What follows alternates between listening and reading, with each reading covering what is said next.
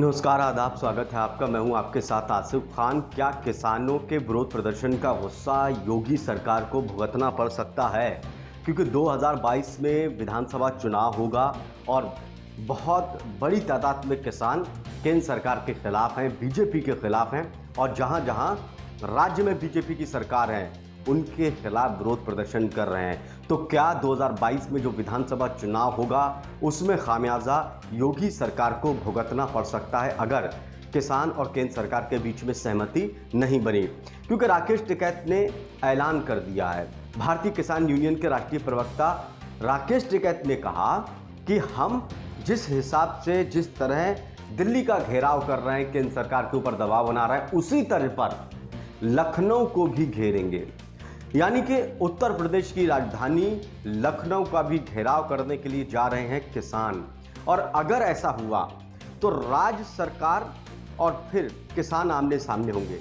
यानी कि केंद्र बनाम जो किसान बनी हुई है वो हो सकता है कि आने वाले दिनों में अगर ये उत्तर प्रदेश की राजधानी लखनऊ का घेराव करेंगे और अगर किसानों को हटाने की कोशिश की गई, उनके खिलाफ बल का इस्तेमाल किया गया, तो यहाँ केंद्र बनाम जो किसान है वो राज्य सरकार यानी कि उत्तर प्रदेश सरकार बनाम किसान हो सकते हैं। और ऐसे में विधानसभा चुनाव में बहुत बड़ा नुकसान बीजेपी के उत्तर प्रदेश की सरकार को हो सकता है।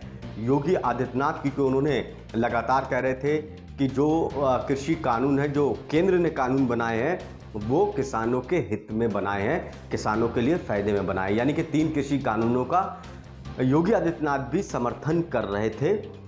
लेकिन अब बीजेपी ने माफ़ कीजिएगा, अब जो है वो किसानों ने कहा है कि हम उत्तर प्रदेश की सरकार को घेरने की कोशिश करेंगे, लखनऊ में घेराव करेंगे। तो क्या बहुत बड़ी तादाद में, क्योंकि उत्तर प्रदेश में किसान है, पश्चिम यूपी जहां पर पिछले विधानसभा चुनाव में 2017 में बड़ी जीत इन किसानों ने दी थी, इधर पश्चिमी यूपी में बम्पर जीत बीजेपी की हुई थी। अगर ये सारे नाराज़ हो गए तो ये एक रीढ़ थी बीजेपी की।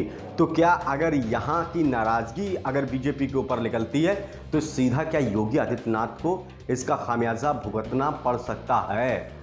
अब देखना यह है कि क्या किसान राजधानी को घेरेंगे? क्या किसान जब विरोध प्रदर्शन लखनऊ में करेंगे तो क्या राज्य सरकार बनाम किसान हो जाएगा?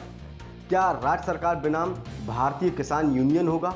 क्या इसका असर जो विधानसभा चुनाव उत्तर प्रदेश में होगा क्या उसके ऊपर पड़ेगा?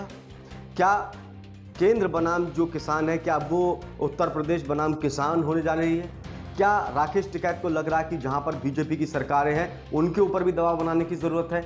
जहां पर चुनाव है जिन राज्यों में विधानसभा, क्या वहां पर भी राकेश टिकैत और किसान यूनियन पहुंचेंगी किसानों को एकजुट करने के लिए? क्योंकि पश्चिम बंगाल में जब चुनाव था तो पश्चिम बंगाल में भारतीय किसान यूनियन के राष्ट्रीय प्रवक्ता राकेश टिकैत पहुंचे थे और जो किसान मोर्चा है, संयुक्त किसान मोर्चा, उसके पदाधिकारी वहां पर पहुंचे थे और ममता बनर्जी के समर्थन में भी वोट देने को कहा था, बीजेपी के खिलाफ वोट देने को कहा था, और वहाँ बीजेपी की जीत हुई, इसलिए माफ़ कीजिएगा वहाँ बीजेपी की हार हुई। तो इसलिए क्या बाकी राज्यों में विधानसभा चुनाव होगा तो वहाँ भी किसान जाएंगे बीजेपी के खिलाफ वोट करने के लिए, किसानों को एकजुट करने के लिए?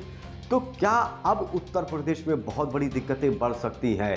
क्योंकि राकेश टिकैत ने एक बयान ये भी दिया था कि योगी आदित्यनाथ इस बिल का, कृषि कानून का जो बिल है उसका समर्थन कर रहे हैं, और उन्होंने गन्ने के रेट नहीं बढ़ाए, बाकी राज्यों ने गन्ने के रेट बढ़ा दिए भारतीय किसान यूनियन और किसानों से बातचीत करने के बाद, लेकिन योगी आदित्यनाथ ने गन्ने के रेट नहीं बढ़ाए।